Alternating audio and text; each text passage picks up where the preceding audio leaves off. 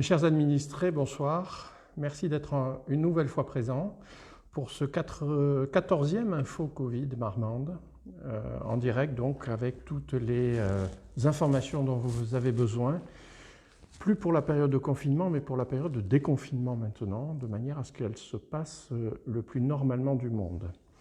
Tout d'abord, un petit point habituel sur la sécurité et l'état sanitaire. Pas de difficultés particulières encore, ni en termes de sécurité, et toujours aucun cas supplémentaire de Covid-19.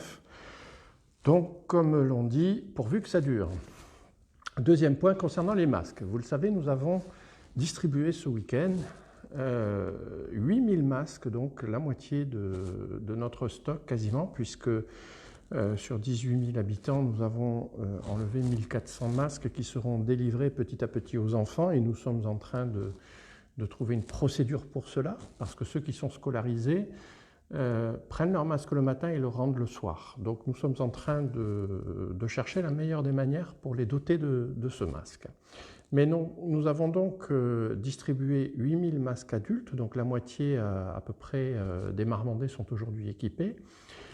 Et vous pouvez, si vous n'avez pas pu être disponible ce week-end, vous pouvez récupérer votre masque encore pour les semaines qui viennent, les mardis, mercredis et vendredis, place de la mairie, de 9h à 13h et de 14h30 à 18h30. Il n'y a pas de drive auto, mais vous pouvez venir récupérer, vous vous garez, vous venez à pied, on vous donnera bien évidemment votre masque. Je répète, les mardis, mercredis, vendredis, de 9h à 13h et de 14h30 à 18h30. Je tiens à remercier très chaleureusement les 120 bénévoles. Pour ceux qui sont venus, vous le savez, il y a eu beaucoup de monde pour distribuer ces masques et c'est tant mieux. Cela montre la solidarité marmandaise. 120 bénévoles qui, pendant 2 jours, se sont relayés pour travailler pour vous, gratuitement et avec tout l'entrain qu'ils ont montré, toute la sympathie qui s'est dégagée de cette opération. En tout cas, je suis très fier de ce qui a été fait ce week-end et je remercie Bernard Magnier d'avoir coordonné cette action. Pour ce qui concerne les écoles, troisième point, les écoles, j'ai fait ce matin un petit tour car je ne voulais pas faire l'ensemble des sites scolaires. Cela aurait été, je pense, déplacé, mais j'ai donc visité 2 écoles primaires et 2 écoles maternelles. Le message qui a été délivré est partout le même. Il se dégage maintenant une forme de sérénité après la grande inquiétude qui a prévalu avant la rentrée scolaire. Le fait d'avoir repoussé de 8 jours a permis à toutes les équipes de travailler en toute collégialité, entre les enseignants, les agents, les techniciens.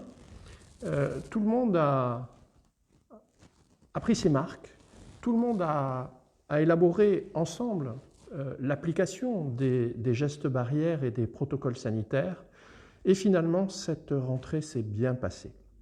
Nous avons un taux de fréquentation qui est à peu près de 30% des enfants, donc les parents ont bien reçu l'appel aussi de prudence.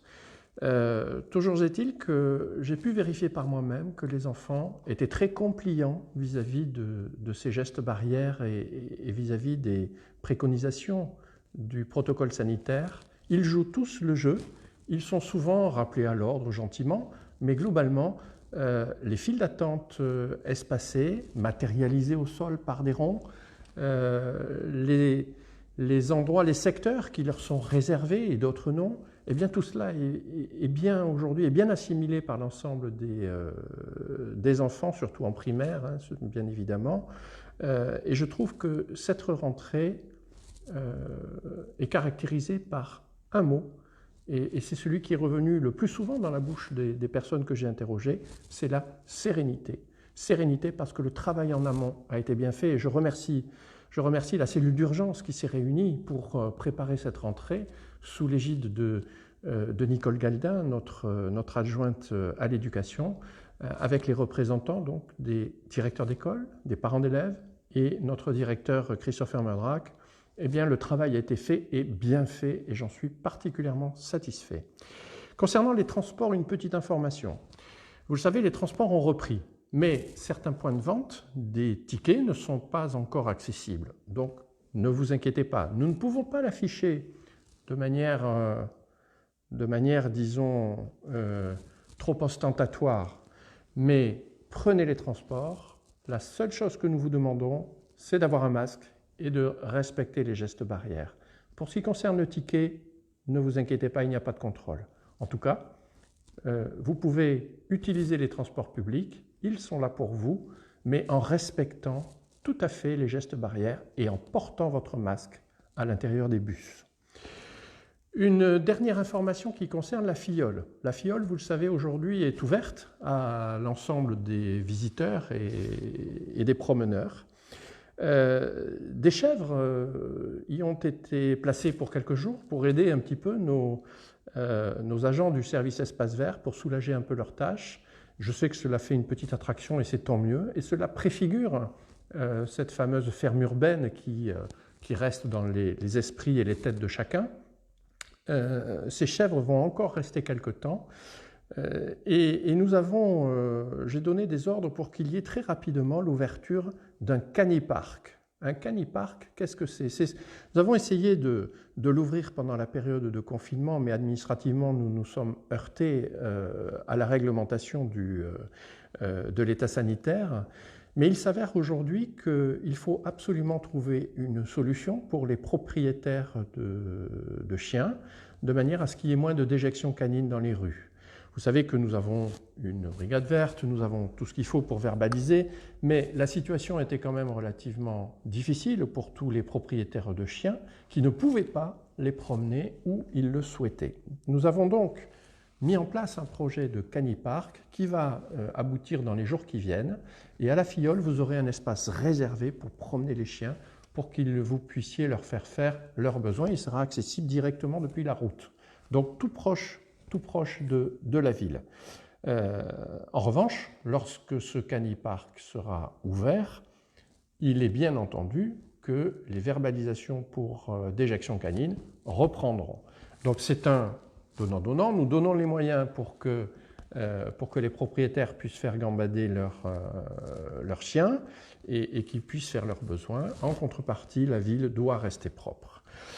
Voilà ce que je voulais vous dire sur les 5 points aujourd'hui. Le prochain point Info Covid ne se passera pas mardi prochain, mais dimanche soir, et je vous expliquerai dimanche pourquoi.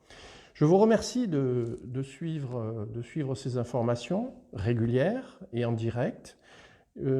Sachez que dimanche soir, donc, ce point Info Covid se tiendra à la même heure, c'est-à-dire à 18h30, et je vous donne rendez-vous donc dimanche pour des informations supplémentaires.